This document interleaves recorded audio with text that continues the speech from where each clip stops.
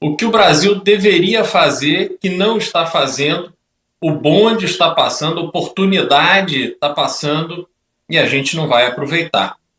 Mas tem presidente na América do Sul que está aproveitando. O Javier Milei está surfando uma onda que faz muito bem, está colocando a Argentina no trilho do desenvolvimento, corrigindo os problemas criados por muitos anos de uma administração absolutamente caótica, incompetente, sem vergonha da esquerda na Argentina, mas está aí. O remédio é amargo, mas ele está produzindo efeito.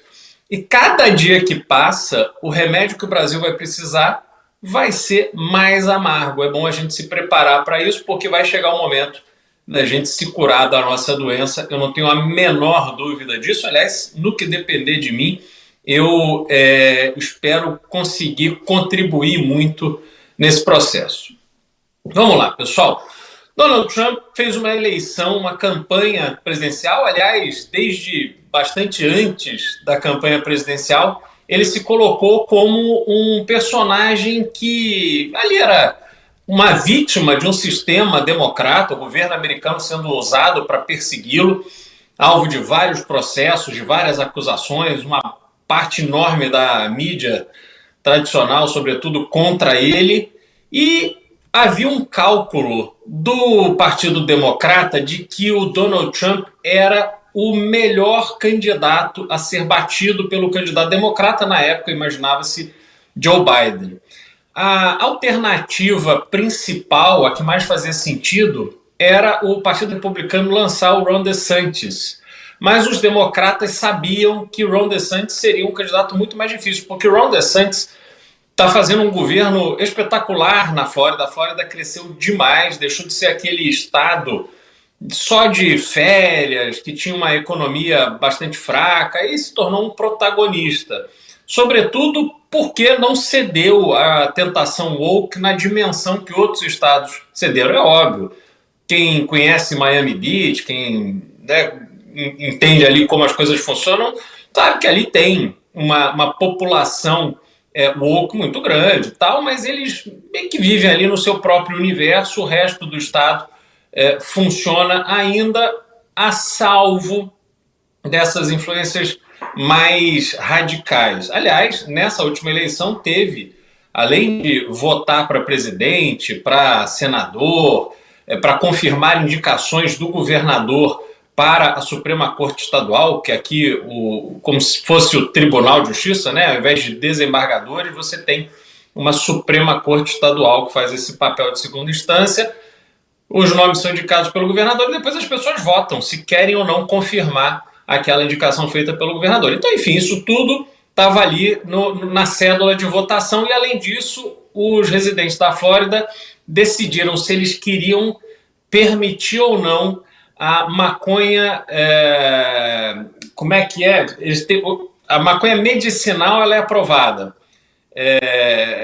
Não é recreacional, enfim, está me fugindo aqui, mas é a pessoa fumar maconha porque quer, para ficar doidão lá porque quer.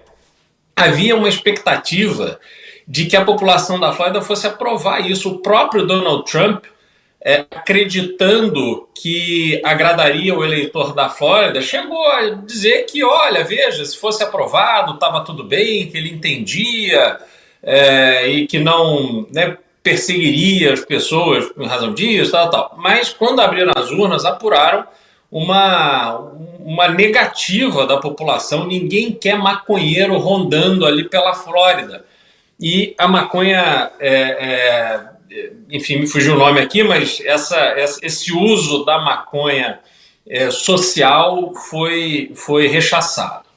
Enfim, então Donald Trump, voltando aqui ao meu ponto inicial, Donald Trump fez essa campanha onde ele foi fazendo as suas bravatas, e o que mudou da primeira campanha dele em 2016 é que ele conseguiu se cercar de pessoas que efetivamente têm um conteúdo e uma imagem que enriquecem esse segundo governo dele. Então, os primeiros apoiadores ali, Peter Thiel, Elon Musk e outras figuras importantes, depois se juntou a esse grupo o Robert Kennedy Jr., que a família Kennedy, queira ou não, ainda é a realeza política norte-americana, e Robert Kennedy Jr. abriu mão da sua candidatura independente para apoiar Donald Trump e hoje faz parte do governo. Aliás, está aí para ser confirmado ministro da Saúde, que, só fazer um parênteses, Ministério da Saúde dos Estados Unidos, que tem 1,8 trilhão de dólares de orçamento, que se aproxima do PIB brasileiro. Vejam só a diferença de números, de valores, de relevância entre governo norte-americano e governo brasileiro, para vocês terem uma ideia de como a gente está atrasado. Mas, enfim, voltando ao ponto, então Donald Trump vai para a campanha dizendo que, né, o America primeiro, America first, e America great again, e fazendo todas essas promessas que ia recuperar o orgulho norte-americano, que os Estados Unidos voltariam a ser protagonistas no mundo. E quando ele vence essas eleições, criou-se muita expectativa sobre o que ele iria fazer, como é que ele ia entregar essas promessas de campanha. E agora, nessas suas primeiras decisões, né, nas suas primeiras medidas executivas, que basicamente são as medidas provisórias, ele mostrou que, do ponto de vista tarifário, por exemplo, ele não foi tão feroz assim como fez parecer. Até porque seria impossível que ele praticasse uma política radical de tarifas e reduzir a importação chinesa, porque não há substituição para essas importações. Hoje os Estados Unidos dependem demais de muita importação de Taiwan, da China, do Vietnã e tantos outros países. Mesmo do Brasil, a exportação de carne do Brasil para os Estados Unidos é muito relevante. A gente precisa lembrar que o nosso campeão nacional, a nossa JBS, que afinal de contas foi constituída com o nosso dinheiro, então deveria ser mais uma empresa pública brasileira, mas que infelizmente ficou só para os irmãos Batista. Ela é dona da Swift, um grande player de proteína animal nos Estados Unidos. Eles têm uma presença gigantesca nos Estados Unidos, inclusive já tem vídeo rodando na internet criticando a atuação da JBS. Enfim, então Donald Trump sabe que treino é treino, jogo é jogo, que na prática ele precisa jogar um jogo de xadrez onde cada movimento gera uma consequência e obviamente vai gerar também um movimento do oponente. Nesse caso, o oponente, sobretudo a China, porque tem uma economia que vem se fortalecendo, ela vai crescendo cada vez mais e, ao que tudo indica, ela tem total condição de passar a economia americana. A China que vem desenvolvendo seu poderio militar e que tem aí no seu radar a tomada de Taiwan. Isso é para a China, parece ser uma questão dada e que eles estão trabalhando lentamente com toda aquela paciência asiática para conquistar esse objetivo. E quando isso acontecer, vai ser um problema sério, porque demonstra esse apetite da China de dominar aquela região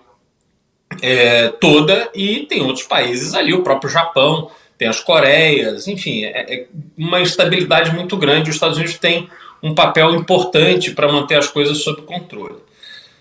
O Donald Trump também fez uma declaração, teve muita polêmica no Brasil em relação a ela, dizendo que os Estados Unidos é muito mais importante para a América do Sul do que a América do Sul é importante para os Estados Unidos. E convenhamos, ele está completamente certo.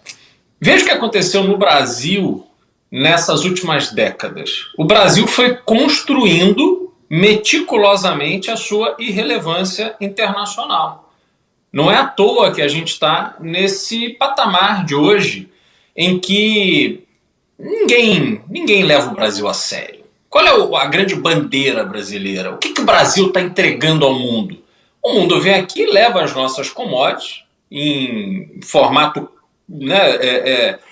original, né? Não há nenhum processo de transformação, então é o minério de ferro, é o grão de soja, do milho, a própria proteína animal, enfim, tudo vai embora daqui e é transformado, é processado em outros países, fortalecendo a indústria de outros países. A gente se tornou, de uma certa forma, o bobo da corte internacional. Só que isso não é por acaso, não é incompetência.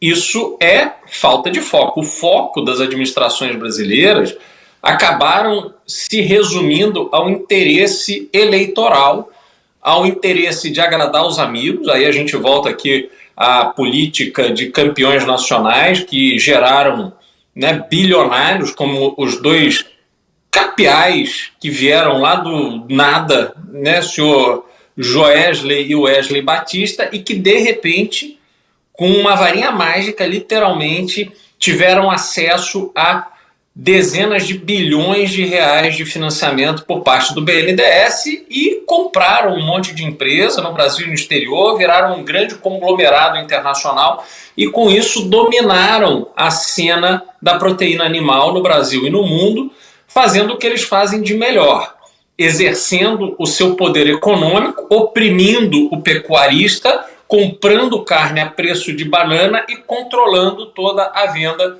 dos produtos que eles reúnem. Com isso, eles se tornam cada vez mais ricos e nós nos colocamos na posição de sermos dependentes da família Batista para comer carne, o que é uma aberração.